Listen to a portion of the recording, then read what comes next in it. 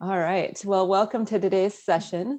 This is the second part of the challenges of the CFO series. So we actually have two sessions this morning. We have the one that we're going to do right now, which is Cresa Real Estate Hot Topics and Actionable Advice. And then we have a 9 a.m. session as well, and that's going to be a hero to your company, and that's going to be presented by eCapital. So it is the same link for both. So if you are here already, you're all set. Both sessions are eligible for CPE. So you need to answer at least 3 of the 4 polling questions for each session, and you need to be on the line for 50 minutes for each session. CPE will be available 7 to 10 days after the webinar. And we are unable to grant CPE credit in cases where technical difficulties preclude eligibility. And again, there's the next session right there. I do want to highlight a couple other events coming up. Next week, we start our 8th annual Capital Markets and M&A Update series. There are 4 sessions in that, Monday, Wednesday next week, Monday, Wednesday the following week. There's sessions on SPAC, Capital Markets and M&A Update, Beyond the Numbers and M&A Transactions, the culture and people side, and then also recent developments in reps and warranty insurance. We hope you'll join us for that. On June 2nd, we have a business ethics and real world violations. So for those of you that need business ethics CPE, this is your chance. It is 2 CPEs. And then I would like to invite everybody to golf in our golf tournament. It's coming up June 21st. We were just talking about golf prior to the show here. So it's definitely golf time. And all of that information can be found at feitwincities.com. And now I'm going to turn it over. George Boyagis is the moderator today. So George is the former national board chair for FEI, and he's vice president with Cresa Minneapolis. George. Well, thanks a lot, Roseanne, and welcome everyone. As Roseanne mentioned, my name is George Boyagis, in my dual roles as both a board member for the Twin Cities chapter of FEI, as well as a vice president with Cresa Commercial Real Estate Advisors. I'm honored to serve as your moderator for the first part of today's FEI CPE doubleheader, focusing on challenges of the CFO, real estate hot topics, and actionable advice planning the return to office. So to level set the discussion, let's start with why this topic is important to our audience right now. Well, since March 30, almost 2 months ago, everyone over the age of 16 in Minnesota has been eligible to be vaccinated. And as of yesterday, 70% of the state's target population, or 45% of the state's total population, has received at least 1 dose. As a result, companies are making plans to reintegrate operations and return to the office. And so FEI members that we speak with ask us questions like, what are the best practices in reimagining a post-COVID new normal? Or how do you really balance in-office versus remote work? Folks say, yeah, culture and employee preferences are important, but we've got a business to run. And so how do we balance what's best for the bottom line? So that got us thinking about return to office strategies, workplace strategies, and workforce strategies. Thinking about new technologies, new work protocols, and how furnishings can be reconfigured to use space efficiently in a post-COVID world. And thinking about the strategies available to help you lock in once in a decade low real estate prices while executing your post-pandemic plans, even if your lease has multiple years to go. So our focus for the top half of today's FEI CPE doubleheader is primarily on office workers and the return to office, as many manufacturing, retail, and healthcare workers have been at their COVID-modified workplaces since the start of the pandemic. And since this is an FEI CPE event, we've got polling questions sprinkled in, including one that's going to ask if you'd like to participate in our drawing for 3 $100 gift cards for you or for the charity of your choice.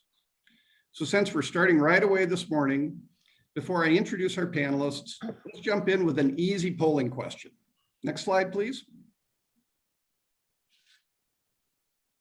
So the question, would you like CPE credit for today's event?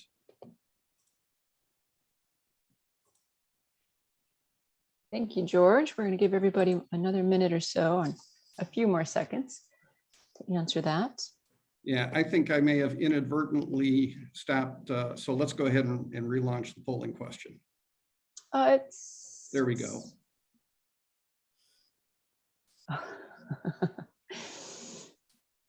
Okay. All right, I'm going to go ahead and end the poll. If you did not get a chance to answer, just go ahead and put something into the chat box for me. Awesome. Okay, I told you that one would be easy. All right, now it's my privilege to briefly introduce our panelists today. Jim Voss is a principal with Cresa, whose broad range of experience comes from over 30 years of work in the commercial real estate world. His primary activities involve client lease negotiation, Minneapolis CBD, the crafting and implementation of strategic real estate plans for local and national organizations, and facilitating the real estate development process for large or complicated facilities. Having worked on virtually every real estate product type out there, Jim is our bow tie guy, and he's often called upon by the media to provide his perspective on economic trends and their impact on corporate real estate markets. Next up is Suzanne Grimm, also principal of Cresa. Sue brings over 22 years of experience helping clients make real estate decisions that contribute to the success of their businesses. Sue manages multiple global and national accounts, as well as leading the Cresa Minneapolis North American real estate tax appeal practice. Her diverse background in global account management, facilities acquisition, site selection, real estate tax appeals, construction project management, and strategic real estate planning equips Sue to serve as a trusted advisor for her clients and her colleagues here at Cresa. And for those of you who don't know Sue, she was an All-American swimmer for the University of Minnesota, and she brings that same passion, commitment, and dedication to excellence to her work here at Cresa. To Sue's right on your screen is Nicole Nelson, Senior Advisor with Cresa. Nicole and I started in the same hiring class at Cresa over 12 years ago. She has a background in project management and design with project experience in commercial tenant improvements, design, construction, change management, and relocation management. Nicole is one of the most effective managers of project teams that I know, as her superpower is the ability to grasp and filter the myriad of details involved in complex construction and relocation projects for clients ranging in size from 2,000 to over 200,000 square feet and spanning numerous industry sectors. Nicole leads the change and relocation management service line for Cresa, helping clients with preparation for relocation and restacking, vendor procurement, change management initiatives, and setting bottom line objectives to have her clients operational with minimal business disruption. Last but certainly not least, to Nicole's right is my fellow FEI member colleague, Byron Wieberdink, CFO for Atmosphere Commercial Interiors. As CFO for Atmosphere, Byron leverages over 35 years experience to lead this Minnesota-based global provider of world-class workspaces. His extensive experience with family-owned manufacturing and distribution businesses enables Byron to collaborate with his executive team, developing strategies for sustainable growth. With a focus on both organic growth as well as complex M&A transactions, startups, and partnerships, Byron has completed over 20 transactions in the US, Asia, Europe, and Mexico. As Atmosphere CFO, Byron also leads a broad range of corporate services beyond accounting and finance, bringing efficiency and capability to support organizational change. Byron and I have known each other through FEI for about 15 years now, and I'm proud to say that he is someone whose valuable counsel I've sought throughout that time. Okay then, with those introductions, we're almost ready to get started. Next slide, please. We summarized our learning objectives before, and so next we wanted to help our panelists understand our audience makeup. So we have a couple of quick polling questions. Next polling question, please, Roseanne.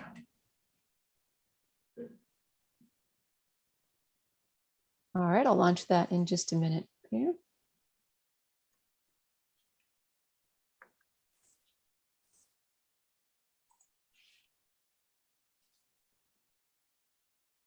All right, that is launched.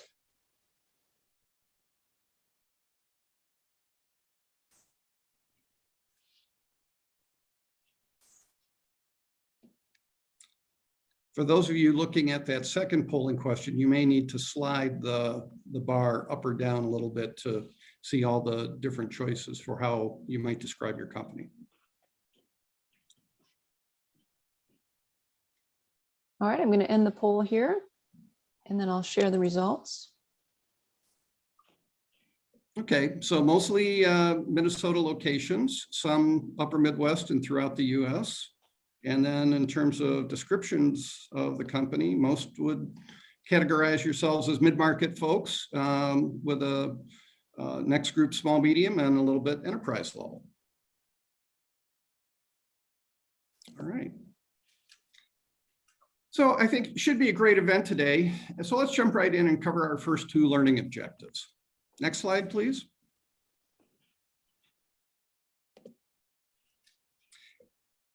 So Nicole, it's over to you to start off with our first two topics, explaining the workforce, workplace, real estate decision sequence first. Then we'll talk about technologies, protocols, and furnishings before we discuss real estate strategies. So Nicole, we hear a lot that a company's return to office strategy should be informed first by its workforce strategy, then by its workplace strategy. Can you walk us through what that means and maybe how that's changed in the post-COVID planning environment?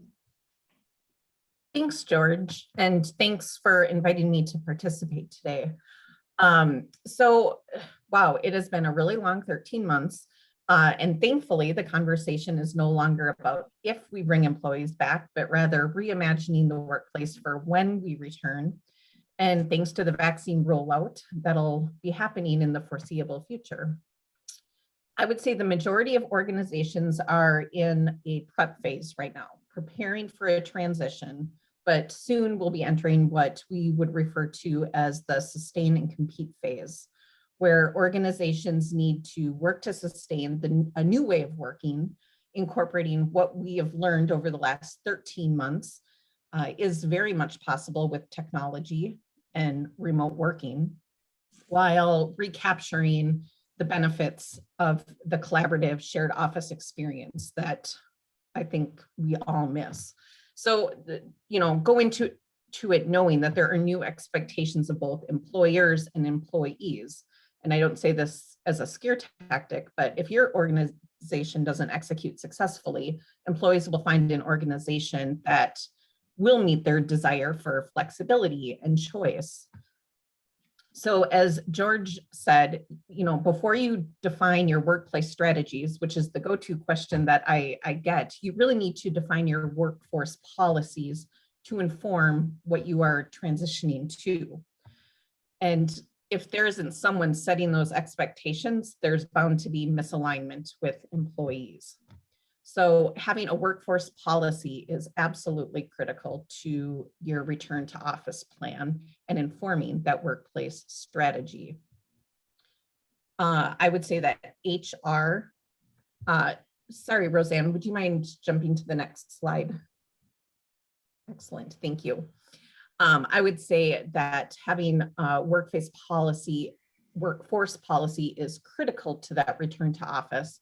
And you'll need to be involving HR, IT, operations. They all play a very critical role into creating a good policy.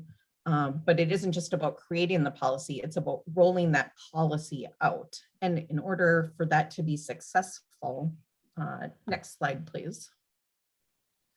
Your organization needs a really good change management plan with a solid base, which includes project sponsorship, clear, consistent, transparent communication, engagement, minimize solutions, which means minimizing solutions based on assumptions, give employees a voice, solicit feedback. I'm sure we're all surveyed out. We've probably done a dozen surveys in the last year, our organization alone. And so it isn't so much about giving the employees everything they're asking for, but it's about them feeling like they have been heard, at least. Implementation, empower your employees with the knowledge to successfully execute the transition. And then finally, assess and adapt. Seek honest feedback. It's proven that it takes 21 days to establish a new routine or habit. Seek feedback after 60 or 90 days out. That'll eliminate the common complaints, if you will, of employees and the organization as everyone kind of settles into what the new norm is. And at that point, address challenges, be willing to adapt. We were forced to all adapt 13 months ago, quite unexpectedly, and that isn't something that should go to the wayside for organizations. Great, thanks, Nicole. Yeah, Jim, let me ask you a question. Generally, it's been said that there are two camps of office employees, those who prefer work from home and those who prefer returning to the office for work. In your perspective, how are companies creatively balancing the needs of the business while retaining employees and developing their return to office strategies? You know, George, I think the key presumption here is that there's no single solution, right? And so we do have employees that feel like they're more effective when they're working from home. And we have people who say, I need the camaraderie of being together. So whether it's the social experience, whether it's the innovative and collaborative ideas that come from bumping into each other in the office, I think that we have people that see work in more variety than we used to. And so the balance question really is not only what do the employees want, as Nicole said, we can survey the daylights out of our employees. The real question is, what do leaders want? A good friend of mine the other day said, culture is what happens in our company between the meetings. And so those culture experiences don't happen when we're remote. And he's really hungry for his team to be back together because he recognizes that sort of the spirit and the energy of that entity exists between the meetings. We can do the meetings on the screen and we don't even do those as well. But the between the meeting stuff is what's really, really missing. So I think as we watch people start to wonder about what does return to office look like, and let me just step aside for a second. Some people say return to work. God help us all. I hope people have been working even if they haven't been in the office. So let's use return to office as the verb there. But I think the question is just, you know, what is it that brings us back together? Twitter is famously saying, none of the people, none of the time, don't ever show up again. And our old model was all of the people, all of the time. And in between, there's some of the people, some of the time, most of the people, most of the time. I think each organization has to look at how they function, how they balance heads down work with collaborative work, where the value is in their organization, how they come to meet the customer, where does that physically or digitally happen? Those are things that, as Nicole was talking about, your workforce strategy of how do your people work, how do they grow, how do they contribute, and then what's your cultural experience and how do you advance that? You know, I suspect for Cresa, and Nicole, Sue, George, you guys may or may not agree, you know, we'll probably move to a model where we hope to see everybody in the office 3 or 4 days a week. But I bet we don't expect people when this is over to all be in all the time. We've always had a workplace where our individuals are trusted to be with the customer or to be on site. That's not going to go away for us. But I also know that Nicole and I were in on Tuesday because on Tuesdays now in our office, we're getting close to half the people showing up because the party's more fun when there's more people at the party. And for us, Tuesday so far has become that day. I think those rhythms will develop. So George, I think the question there about balance is really both productively, how do we connect? And then just socially, how do we connect? And each organization will have their own spirit for that. Sure. Well, thanks, Jim. Now, let me ask Byron a question next. You know, many of us know Atmosphere as a commercial furniture vendor, but your team's been participating in some really interesting research on some different possible workplace strategies. Can you share a little of that work with us at this point? Sure. Thanks, George, Cresa team. It's a pleasure to be here. As George said, I'm over with Atmosphere, and many of you may not know who Atmosphere was, but Atmosphere changed hands in 2015, and you may have known it as Target Commercial Interiors. So still same company, still same building downtown Minneapolis in the Quinlan building. So Atmosphere today is one of the top 10 Steelcase commercial furniture dealers in the country, with offices in 3 regions. We're in Phoenix, we're in Wisconsin, as well as Minnesota. So we cover a nice segment of the U.S. And I can tell you that a lot of the trends we're seeing are similar and different in a lot of those areas. So since the pandemic, and specifically Minnesota, you know, it shuttered our offices, schools, and communities in March a year ago. there's been a lot of research going on at Steelcase. And, you know, the question comes is, why do you want to do research? Well, for us, it's how do we cut through the noise and get to some facts so we can make better decisions? So in this study, Steelcase did 8 primary studies in 10 countries. They talked to more than 32,000 people and analyzed 8,000 floor plans, which included over 40,000 workstations. So this research was very helpful for us, and now it continues quarterly in the US, UK, France, Germany, and Spain. So again, it's a broad survey. And the research was conducted with the lens of understanding the future of work. How are people going to return to work? And on the right, you'll see some of the things that we did. We did work from home studies. How effective is it working? We did real estate studies, which included research with decision makers, return to office research with Steelcase specifically. We collaborated with MIT and specifically with their surface materials research scientists to figure out what kind of subsurfaces and substrates would be good for battling the virus. And we also did space scan analytics, or we can do space scan analytics, which is a customized automated services that will analyze your current floor plan, determine density, geometry, and division of space so one can then go forward and really look at current guidelines, your own internal guidelines on what social distancing should look like. So with all of that, the next slide, all of that research and data yield the following. People want to come back to work, but something better. And so what we have done is we've translated that into a mission that we have here, which is called Work Better. And today on this slide, there's really 3 takeaways I think that are important for all of us as leaders in our business is how has engagement and productivity been impacted? 2, what % of the people want to work from home and what frequency of work from home in the future? Because I think that is going to be the new norm. And what people need to be successful when they return to the office place and the workplace. So as you look at column 1 and we talk about the research, engagement and productivity have declined based on the data set. 14% reduction in engagement, they don't have the networking, 12% reduction in productivity, again, as part of that data set. Work from home. 54% of people, excuse me, want to work from home 1 day a week. You can see that in the pie chart as the light blue. So there is a group that want to work from home. The darker orange is 2 to 3 days a week. And the light orange would be 1 to 2 days a week, or 4 to 5 days a week, I apologize. And the last block there just talks about configurability and the ability to control your environment. People want to come back and have the ability to control the space that they're working in. The struggle we have in corporate America and Minnesota is only 38% of the spaces in the Minnesota region or wherever have the ability to be configurable. And so also the study, as you go to the next column, it talked about things that people need. This is what they want when they come back to work. Safety has risen to the top. They want it to become more than just wellness and well-being. We need to talk about how buildings do their part to minimize disease spread. And we have to figure out a new level of where productivity can be achieved through places where the needs of the individual and the environment come together. And those will have to be dynamic and multimodal. When you talk about belonging, you know, as Jim said, a lot of people, when you come into the office, when I was coming in last summer, there's 1 or 2 people, it's really dead.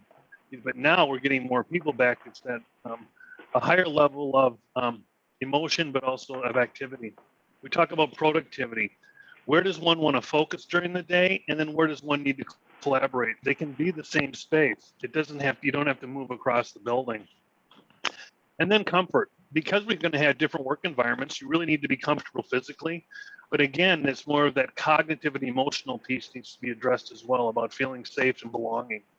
And then control, the last one that we talked about, where 38% of the environments you can't move your office space around.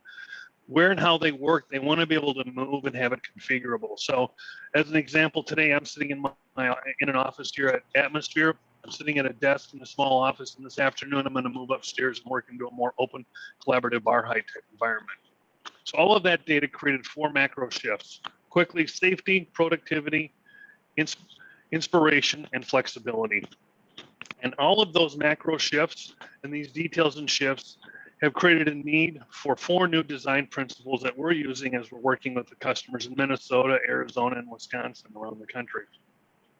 First, it's that me to we, is how do we rebalance the space to support individual needs for comfort and control, as we've talked about. It's really that fixed to fluid.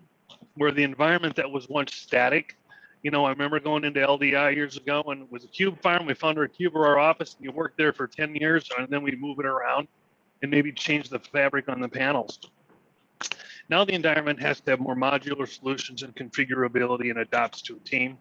It's that open and enclosed feeling. You know, the traditional time we'd be all sitting together over at Cresa doing this in front of a table talking to you on video. But now we have to be able to do it. 3 people want to be in the office at the conference table. 1 wants to be sitting out in a more open area, and someone will be at home. So how do you adapt to that? And finally, the one I think is one of the most important is the braiding of the digital and physical. So power supplies. We're not going to go out and rewire our buildings. So how do you make sure people have access to power to move around the office? Posture. Do we have the right seating so people can be comfortable today when they move from place to place? The lighting and acoustics are also key as we look at the new environments where people want to come back to work. The next slide. So just let me give you a quick experience here. But with me, I've been here for almost 2 years. I came back to work, and we came back to work late last summer with a very light return to work of about 2 days a week to support social distancing, making sure we had space amongst the work areas. Then we graduated to 3, and now we're at 4 days a week. And the how we did it is we had really good cleaning protocols. We were respectful of teams' concerns. You know, in Minneapolis, we had a lot of safety issues in addition to the virus. So that became into the conversation and very important. And we did it in a manner that supported the atmosphere, core values, and culture to make sure we were incorporating those into it. And we did a lot of communicating all the time, and we're really open and honest with our teams. So what I can tell you we're not seeing today, and I think we'll all be happy about it, is we're not seeing any extreme knee-jerk reactions in the market. No one's going out and buying 60-inch panels to lock people into small areas for safety. That's not happening. But now that we have the end in sight, the planning is remaining constant. I can tell you we're seeing a lot more communication and work going now and going into the end of the year is what we would call an opportunity. The perceptions and optics are really important. You just can't talk about it. You actually have to be doing it. So cleaning protocols and sanitation processes. So every Thursday we have someone come in and they spray everything down, and it's worked really well. And you know, so it's all going to be in the open. And we have a lot of clients that we're doing installs for late 21, early 22. And the processes and decisions aren't dramatically different than pre-COVID, but they are taking into account that flexibility that people are looking for with that focus on safety. Again, those are key, that flexibility and density and safety. And now collaboration zones. They're really important, you know, just to key on what Jim has said, is they're a great opportunity, and they're growing in necessity in every business, because one of the main reasons these people want to come back to work a lot of times is that social networking, teaming, and the ability to work together, and I think be more productive and, you know, and get more stuff done. So that's what I have, and what we have found in the studies that we've worked on with and been fortunate to have from Steelcase.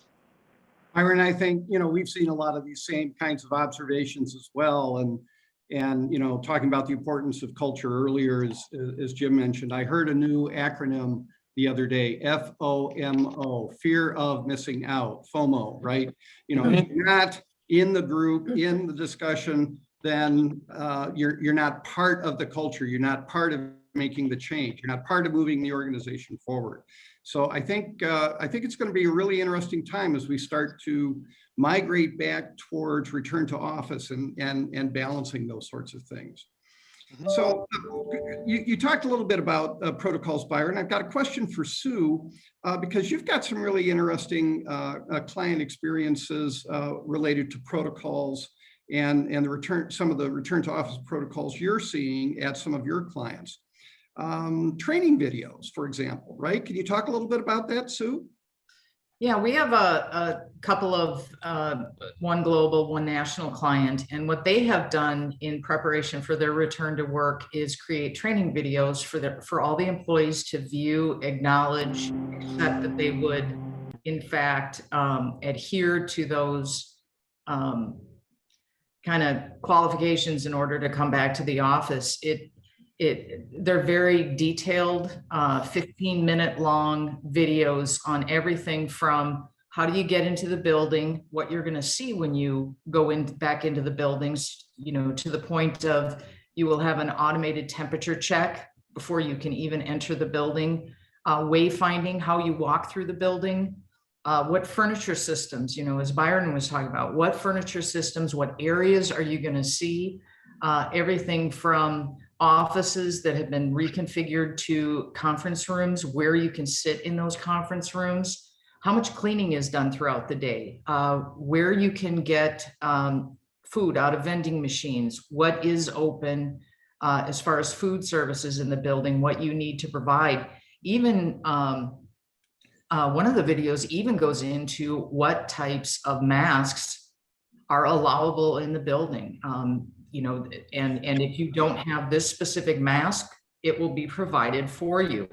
And so what they're trying to do is create a visual representation for everybody to understand what you're going to see for your return to work in order to reduce the anxiety of going back to work. Because as much as people want to go back to work and want to collaborate, and we understand that that's really important, we also need to understand that there are people who are very hesitant to go back into the office. And so what they're trying to do is create an environment where it's great communication with all the employees, a positive experience for everybody when they go back to work.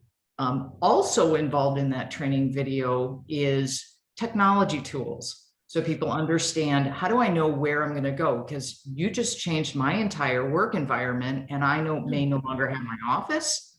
I may no longer have my workstation. So they're turning to reservation tools.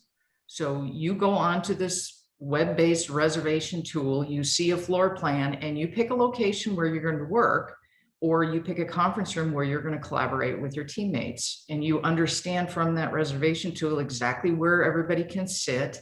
And once again, it's the communication with everybody so they know what they're going to see. They know what the expectations are when they go back to work, to reduce that anxiety of, we've all been working from home for 13 months. And, I'm comfortable working from home. And even me today, going into Minneapolis, I've been there 3 times in the last 13 months, no more than 2 hours at a time. And so even for me, it creates a little anxiety for me to go back to work because I haven't been there.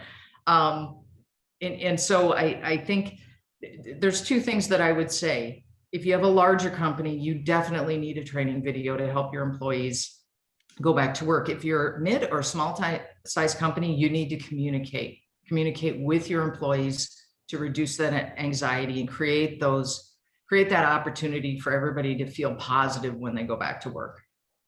Yeah, it's no longer a case, Sue, where I'm in the office and I say, okay, I want to go meet with Sue. I know where Sue's office is.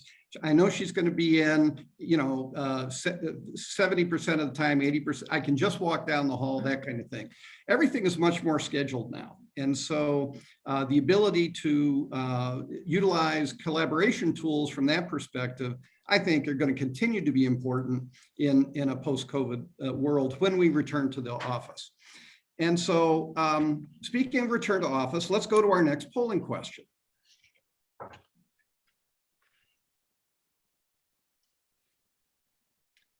So the next polling question, when does your organization plan to bring the bulk of your employees back? A couple different choices here. We're already back or never left.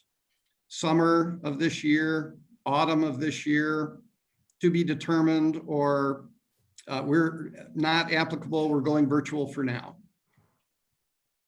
Thank you, George. We'll give everybody just a few more seconds to answer that. All right, I'm going to end the poll and I'll share the results.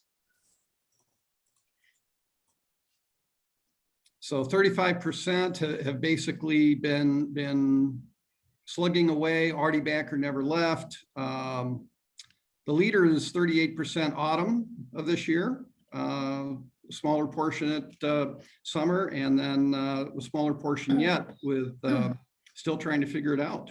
So. Well, let's move from that to what we see happening with other companies here in the Twin Cities area. So you've got Second quarter 2021, Blue Cross and Medtronic. Third quarter 2021, fourth quarter. You know, while this slide is up, maybe I'll toss a question to Jim about the Target announcement not too long ago, where they were going to be vacating a significant portion of their physical workspace here in downtown Minneapolis. Can you talk a little bit about that decision? Once housed 3,500 employees in the city center space. What do you think that means about the downtown Minneapolis office market? And would you call that a signaling event? You know, George, I think that the Target announcement, because Target's such a large employer, looks like an outsized decision. So I think it's helpful to put that in context of kind of the real estate market, but let's first talk about Target's enterprise when we think about those 3,500 employees. Target, as everybody knows, is one of the largest employers downtown. And so the Downtown Council, where I sit on the board, has been showing, you know, a fair amount of interest in terms of what's happening in the market. And so again, this Target announcement, we are looking at it as an event of, you know, is this a really significant shift for downtown? And Byron and the folks at Atmosphere, of course, know Target well.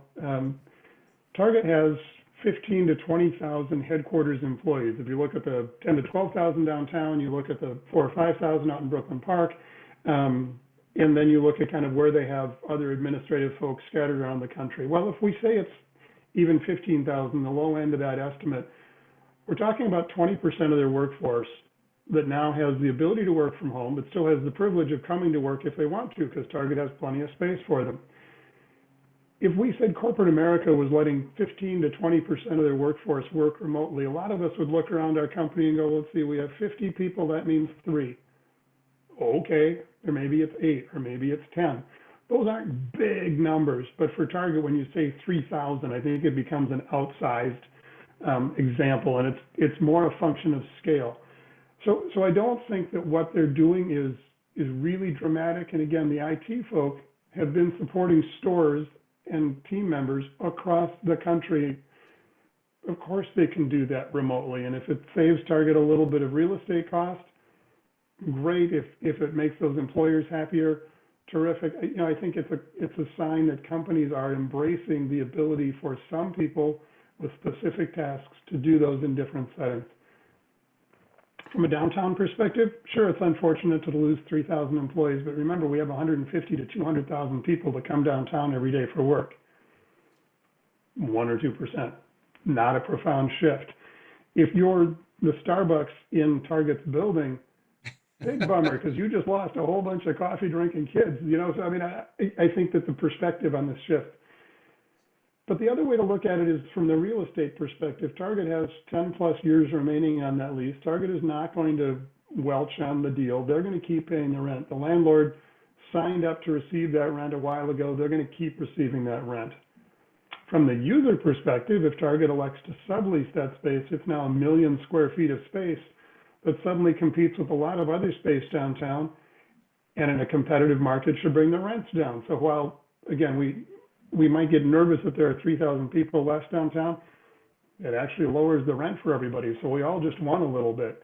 And that's why I say I think the Target thing, it's important to recognize what it is. 15 to 20% of the workforce for a national organization is now free to work from home or come to the office as they choose. The landlord's not worse off. The tenants in the market stand to gain. And if we lose 1 or 2% of our downtown workforce, those numbers are going to shift up and down anyhow.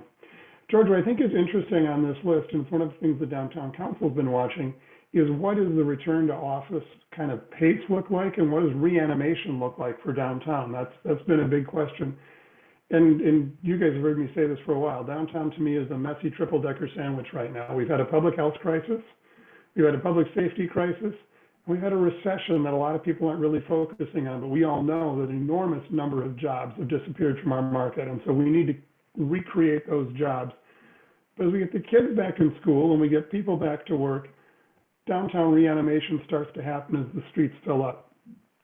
We do have a public safety issue. We've always had people downtown experiencing homelessness. We've always had people who need our help. We've always had people engaged in street crime. Those problems aren't appreciably worse or different. They're just profoundly more visible when the 150 to 200,000 white collar workers aren't there. So we still need to attend the issues that have been there.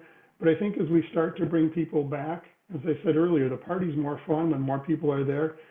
Downtown is watching the party get more fun, and the anticipation is that at the end of summer, as the vaccines are more ubiquitous and kids are back in school, there's going to be a surge of energy in September to really see downtown come back to life. And if the Twins would just win a few more games and make it more exciting to go to the park, we'd really be loving the end of baseball season. I think that September window is going to be a significant swing of the pendulum in terms of kind of reanimating the downtown and probably most of our offices across the region.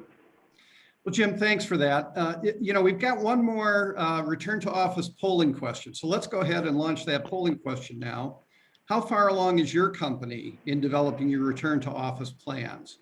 And we've got a couple different options here. No planning's really been done, or we formed a committee to study it. We've got workforce strategies in place, and now we're developing workplace strategies.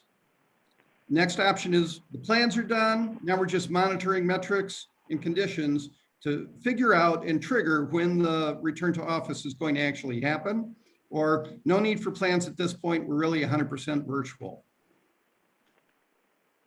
Thank you, George. We'll give everybody another 10 seconds or so to answer that. And Roseanne, while folks are doing that, I know we've said we're absolutely open to questions. So if there's something that you'd like us to cover in the last 15 minutes, please put it in the chat, and George or Roseanne will make sure we get to those questions. But we for sure want to make sure that we're responding to questions or concerns or experiences that any of you are having. So don't be shy. Terrific, thank you. All right, I'm going to end the poll and I'll share the results. Okay, so a lot of folks are in that workplace strategies now. Workforce strategies in place now, looking at workplace strategies. Yeah, interesting findings at this point. Congratulations, you guys are ahead of the curve. Yeah. Yes, you are. All right, well, let's switch over to the third bullet in our learning objectives for today. And that really is what post-COVID real estate strategies are creating value for corporate space users, even if your lease has years to go. And so we've got a summary slide that really talks about the components of that. Thanks, Roseanne. And I guess let's go to Jim first on some of the expense reduction strategies that you're seeing here, and then I'll toss it over to Sue for her comments. Yeah, you see some options there on the screen. I think everybody's presumption is that landlords are going to automatically give you some sort of deferral of rent because the market's gone to hell. If you're a retailer, that might be true in the office market. We're not seeing that in the industrial market. We're absolutely not seeing that. And Sue can talk a little bit more about some of the things she's seeing both on the industrial side and nationally. But what we've seen a lot of companies do right now is wonder if they can defer the decision. We recognize that office leases are 5, 7, 10 years, so not everybody gets the chance to reset the clock in 2021. This might be a 22 or 24 or 27 decision for you. So just thinking about how am I using my space, and am I ready to make a major decision is the first question. And again, that goes back to workforce and workplace. We do have some clients who are saying, I don't know the answer to those questions yet. Can I go get a 1 or 2 year extension? And that really depends on your landlord. We have one client who I just finished negotiating the lease with late last night. He was very honest with us, and he said, I have to refinance the building before the end of the year. And if I give you a 1 or 2 year extension, I got nothing. I don't have a way to refinance. But if I can get you to sign a 10-year lease with a termination clause after the 5th year, then at least I have 5 years of term and maybe 10, and the sun will rise again for me. And so we were structuring that lease around the landlord's requirement, but we also then have some contraction requirements and termination options built into that lease. So the tenant has the flexibility they need as well. And we are seeing landlords being more open to some of those flexibility concepts. And so I think that's the big sort of, I'll call it operational driver. You can be warm and dry any place, and there's never the right rent for the wrong building. what about the business and about the space fits your business plan? And then how can we craft the lease around that? They say we're sensing landlords become a little more flexible as long as they have the financial wherewithal to do that. So you've had maybe different experiences in some markets. What's your reaction on that? You know, I will actually echo what you're talking about, but expand it a little further as far as where landlords are sitting. When we're negotiating leases or purchases, we are finding landlords specifically being much more collaborative than I've ever seen them in the last 10 years on trying to figure out how to marry what the tenant needs and what the landlord needs. It isn't so much, two sides fighting against each other to get, the best deal for one side or the other side. It's really more collaborative because, from the landlord's perspective, they don't want to lose a tenant. They don't want to lose that income. And so they're much more willing to collaborate with us on what works for both parties. And this may be a Band-Aid now, but that collaboration is probably going to be to the landlord's benefit more now if they work with us rather than trying to steadfastly say, no, I need this.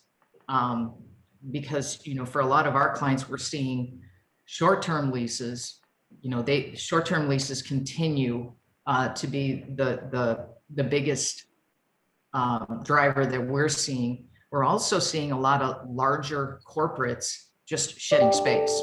They just aren't renewing big spaces, when they are coming up because, they're going into this new strategy and how they're using their spaces and more people working from home, hybrid, situations, reimagining their spaces, as Nicole and Byron have talked about. What do those spaces look like from an office perspective? I'll switch to an industrial perspective. The industrial market is absolutely hot right now. If you are doing high bay distribution, you cannot find any space in the Twin Cities. They are building buildings all over the place, all over the country.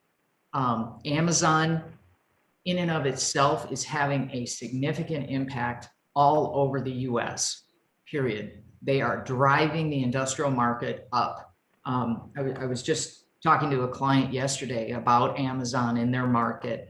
And Amazon has, and this is on the East Coast, they have gobbled up every single large building over 20 foot, 20, 23, 24 foot clear in their area and absolutely raised rental rates by 20% alone. So, from an industrial side, if you're a manufacturer or a distribution or something like that, rents are going up. It's that market is going to be tough. George, one other example.